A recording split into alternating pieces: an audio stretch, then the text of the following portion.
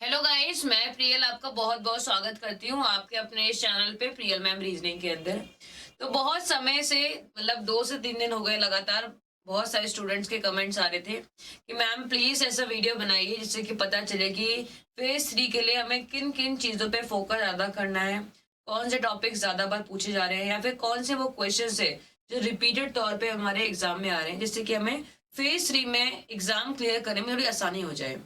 तो आज मैं आपको फेज 1 और फेज 2 का कंपाइलेशन लेके आई हूँ कि वहां से कौन से वो टॉपिक से ज्यादातर आपके एग्जाम में पूछे गए थे, और फेज 3 का जो आज पहला एग्जाम हो चुका है उसमें क्या नए नए चेंजेस हमें देखने को मिले हैं। उसके आधार में आज मैं आपको कुछ सिलेक्टेड चीजें बताऊंगी जो आप करेंगे तो आपके लिए बेनिफिट साबित होगा। एक और चीज है जो हमें देखने को मिली है कि सिलेबस बोलूंगी या टॉपिक्स में इतना ज़्यादा विस्तार देखने को मिला है, तो वो सारा मैं आज आपको डिस्कस करने वाली हूँ। तो वीडियो को लास्ट तक देखिएगा। एक-एक पॉइंट भी आप लोगों के लिए 1-1, 2-2 नंबर का काम एक्स्ट्रा बढ़ाने का कर सकता है। एक पॉइंट से आप अगर कम से कम 2 से 3 क्वेश्चन भी आपसे बन जाते हैं, तो आपके लिए बहुत फ़ायदा हो सकता है। इसलिए पूरी क्लास को, पूरी वीडियो को आराम से देखिएगा। सबसे पहले मैं बात करती हूँ करंट अफेयर्स की या मैं बोलूँ जनरल अवेयरनेस की, क्योंकि सबसे ज़्यादा डर बच्चों को इस चीज़ का होता है। सबसे ज्यादा बात करेंगे करंट अफेयर्स की, जिसका सबसे ज्यादा बच्चों को होता है, तो वो बात कर लेते हैं। करंट अफेयर्स, इसमें हमारे 3 पोर्शन होते हैं मेनली। एक तो हमारा करंट अफेयर्स, एक हमारा साइंस वाला पोर्शन मान लीजिए, एक हमारा हिस्ट्री ज्योग्राफी पॉलिटी वाला मान लीजिए, और एक अपना स्टैटिक वाला पोर्शन मान लीजिए। ठीक है, तो वन बाय वन बात करते हैं। सबसे पहले हम बात करें करंट अफेयर्स की, क्योंकि सबसे ज्यादा डर बच्चों को करंट अफेयर्स का होता है। मैम कितने साल का करंट अफेयर्स पढ़े, महीने तो पूछते ही नहीं, कितने साल का पढ़े, कहाँ तक पढ़े, कितना पढ़े, कौन सा पढ़े। तो आप लोगों को एक अच्छी न्यूज मैं दे देती हूँ। करंट अफेयर के सवाल मुश्किल से मुश्किल 4 से 5 क्वेश्चन आ रहे हैं। मतलब फेज 2 का जो पेपर हुआ है लास्ट को शुरुआत में करंट अफेयर्स 10 नंबर तक आ रहा था। फेज 1 में शुरुआत में 10 नंबर तक आ रहा था, 10 से ऊपर तो कहीं बढ़ा ही नहीं है। धीरे धीरे फेज 2 में ये और कम हुआ। फेज 2 में ये 8 नंबर तक सवाल आने लगे, 8-7 क्वेश्चन आने लग गए। फेज 2 के एंड आते आते आते मतलब 30 तारीख को मैंने बहुत सारे बच्चों से कांटेक्ट किया, पूछा, उनका भी जवाब यही था कि मैम मैक्स टू मैक्स सवाल करंट अफेयर्स के 4 से 5 पूछे जा रहे हैं। तो मुझे लगता है पहली समस्या तो कोई कम हो चुकी होगी शुरुआत के वीडियो में कि करंट अफेयर्स आ रहा है, पर इतना नहीं कि हमारी जान ले ले, इतना नहीं आ रहा है। ठीक है, आ रहा है, वो भी कौन सा आ रहा है, 2020 का ही आ रहा है। तो मैं आपसे अभी भी यही बोलूंगी, केवल 8 7 8 महीने करंट अफेयर्स अच्छे से पढ़ोगे, इतने में आपका काम निकल जाएगा, इससे ऊपर करंट अफेयर्स नहीं आ रहा है। ठीक है, अब बात करते हैं साइंस का। साइंस का वेटेज भी आपका 4 से 5 नंबर आ रहा है, 4 to 5 क्वेश्चन, इतना 4 to 5 क्वेश्चन। पर यहाँ पे बोलूंगी मैं, एक्स्ट्रा जो चीज ऐड हुई है, साइंस में पहले क्या हो रहा था, सवाल पीएच पे आ रहा था, सवाल डिजीज पे आ रहा था, ज्यादातर सवाल सवाल ऐसा यूनिट पे आ रहा था, सवाल मेजरमेंट पे आ रहा था। एक टॉपिक और ऐड कर लीजिए, वो है सवाल ह्यूमन बॉडी पे। ह्यूमन बॉडी पे आ रहा है सवाल, इस पे ह्यूमन बॉडी। सवाल जैसे कि सबसे बड़ी आंत कौन सी होती है, सबसे छोटी आंत कौन सी होती है, जब बच्चा पैदा होता है उसमें कितनी हड्डियां होती हैं, या फिर छोटी हड्डी कौन सी होती है। ऐसी छोटी छोटी चीजें जो होती हैं जो आपको पता होनी चाहिए। अगर आप थोड़ा बहुत भी, मैंने क्या बोला, केवल अगर आप लूसेंट भी पढ़ लेते हैं, केवल लूसेंट पढ़ लेते हैं साइंस का, उससे भी आपका काम चल जाएगा, इतना ही पूछा जा रहा है आपसे। तो एक एक्स्ट्रा टॉपिक आपको ऐड करना है, ह्यूमन बॉडी। ये आपका एक्स्ट्रा में पूछा जा रहा है आजकल। ठीक है, फेज 1 में इतने क्वेश्चंस नहीं पूछे गए थे, लेकिन फेज 2 में काफी ज्यादा सवाल यहाँ से पूछे गए हैं। पहले तो मेनली पीएच पे सवाल आ रहे थे, डिजीज हुआ, विटामिन हो गया आपका, मेजरमेंट ऐसा यूनिट मान लीजिए, लेकिन एक टॉपिक और ऐड करना है आपको अपने उसमें, ह्यूमन बॉडी। ह्यूमन बॉडी में सवाल देखने को मिल रहे हैं, तो ये चीज आपको फेज 3 और फेज 4 में काफी ज्यादा काम आएगी। ठीक है, अब बात करते हैं हिस्ट्री ज्योग्राफी पॉलिटी में सवाल कैसे पूछे जा रहे हैं। हिस्ट्री में अगर हम मानेंगे तो या तो सवाल एकदम एंशियंट पूछे जा रहा है, हड़प्पा तक पूछा है ये लोग, या तो एकदम एंशियंट जा रहा है, हड़प्पा सिविलाइजेशन के आसपास का मोहनजोदारो हड़प्पा पूछ रहे हैं, या फिर गांधी एरा, गांधी के टाइम पे जो चीजें हुई है गांधी जी के टाइम पे, वो चीजों पे ज्यादा फोकस किया जा रहा है। उन्होंने कौन सा आंदोलन शुरू किया, वो कहाँ गए, मतलब काफी चीजें आपकी गांधी जी से संबंधित पूछी जा रही है मेनली, या फिर हड़प्पा टाइप के सवाल पूछे जा रहे हैं मेनली। इन्हीं दो में सवाल रिपीटेड तौर पे पूछे जा रहे हैं, रिपीटेड बोल रही हूँ मैं आपको। ज्योग्राफी में मेनली आपको पूछे जा रहे हैं नदियों के बारे में, नदियों के बारे में काफी सवाल आपसे आ रहे हैं, बहुत से नदियों के बारे में सवाल आए हैं, तो नदी को थोड़ा सा टॉपिक इंपॉर्टेंट रखेगा। जैसे मान लीजिए, इसके अलावा मैं आपसे बोलूंगी, जो स्टैटिक में मैंने आपको 40 टॉपिक्स लिखवाए थे, याद है वो टॉपिक्स आपको?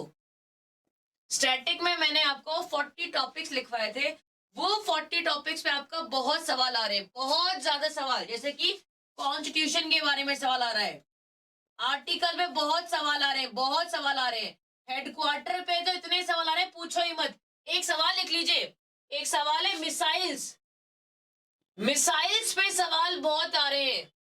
कौन सी मिसाइल लॉन्च हुई है, कौन सा रॉकेट गया है, चंद्रयान 2 हुआ, चंद्रयान 1 हुआ, ये जो मिसाइल्स हुआ, सैटेलाइट्स हुआ, इन पे सवाल बहुत पूछे जा रहे हैं।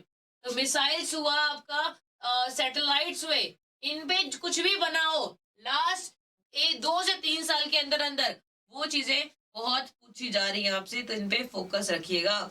इसरो पे सवाल बहुत आ रहा है, इसरो से संबंधित सवाल आ रहा है, याद रखिएगा इसको। यूनेस्को के बारे में भी क्वेश्चन आ रहा है, हेडक्वार्टर कहाँ पे, इसका हेड कौन है, ये भी सवाल पूछे जा रहे हैं।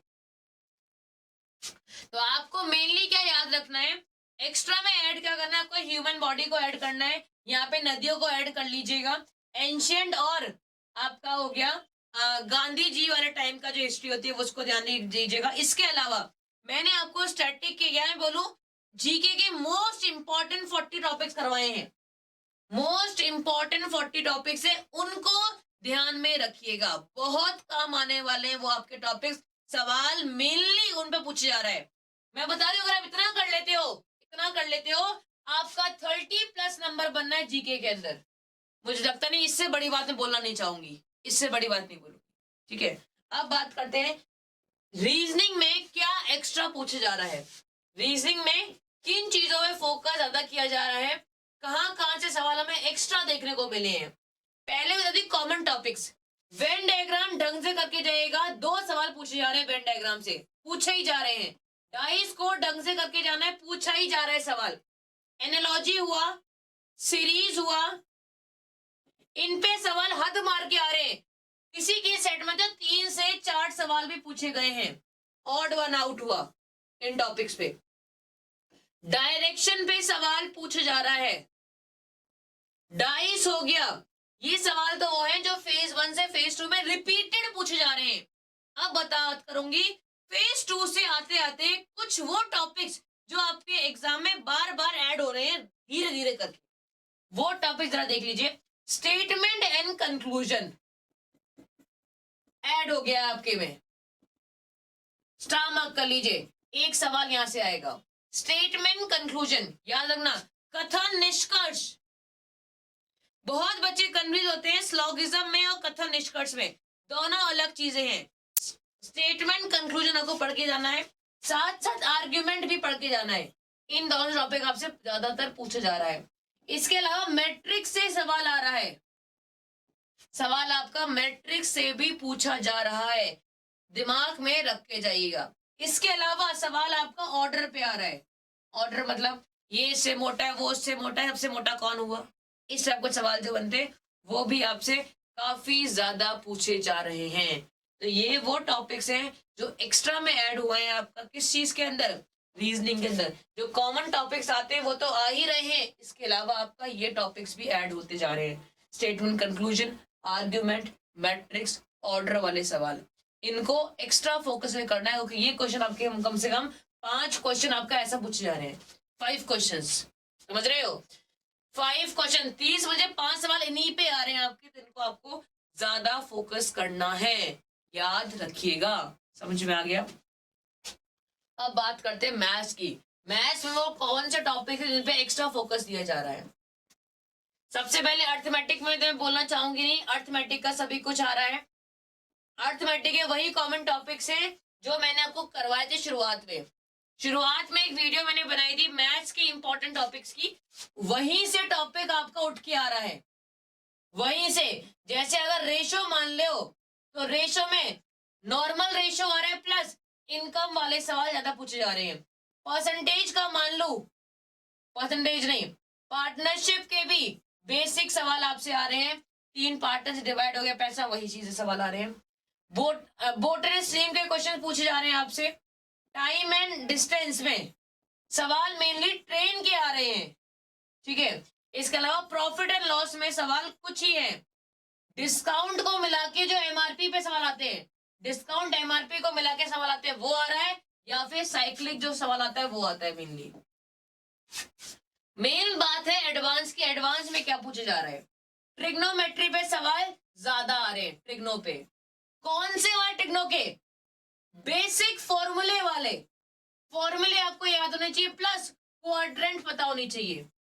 क्वाड्रेंट के बारे में नॉलेज होनी चाहिए आपको कि कब क्वाड्रेंट चेंज होता है, कब क्वाड्रेंट चेंज नहीं होता है, कब पॉजिटिव होता है, कब नेगेटिव होता है, वो सवाल प्लस बेसिक ट्रिग्नोमेट्री पे। ज्योमेट्री 2D भी आ रही है, 3D भी आ रही है, लेकिन दोनों फॉर्मूले बेस आ रही है। सारे फॉर्मूले, ट्रायंगल्स के सारे फॉर्मूले पता होने चाहिए, क्वाड्रिलेटरल के सारे फॉर्मूले पता होने चाहिए। मेनली फॉर्मूला बेस्ड ही आ रहा है, जो शुरुआत में आ रहा था। ज्यादा कोई बड़ा बदलाव देखने को नहीं मिला। एक और चीज है, शुरुआत में डीआई के सवाल 3-3, 4-4 आ रहे थे, पर अब नहीं आ रहे हैं। अब सवाल केवल 2 ही आ रहे हैं।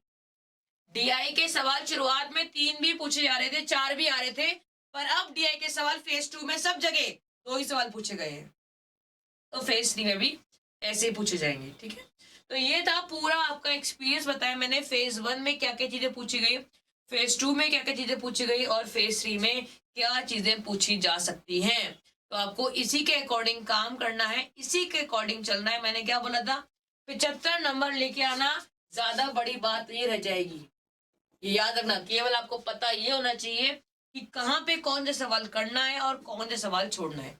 इन्हीं दोनों बातों को पे आपको फोकस रखना है। इतना समझ में आ गया तो आपका एनटीपीसी आपके चुटकियों में होगी, ठीक है। तो आई होप आपके लिए वीडियो यूजफुल रही होगी। वीडियो को शुरुआत से एंड तक पूरा देखिएगा, समझने की कोशिश कीजिएगा कैसे आपको फेज 3 के लिए ट्विस्ट एंड टर्न्स लेने हैं और कैसे समझदारी दिखा के थोड़ी सी आपको एग्जाम पास करना है, ठीक है। तो आई होप आपके लिए वीडियो यूजफुल रही होगी। जो बच्चे नए थे पहली बार जुड़े, सब्सक्राइब कीजिए, ऐसी यूजफुल वीडियोस आपके पास आती ही रहेंगी। लाइक कीजिएगा, शेयर कीजिएगा अपने सभी दोस्तों को, जितने बच्चे एनटीपीसी की तैयारी कर रहे हैं, जिनका एग्जाम ऑफ फेज 3 या फेज 4 के अंदर है। तो टेक केयर, बाय बाय, जय हिंद, जय भारत।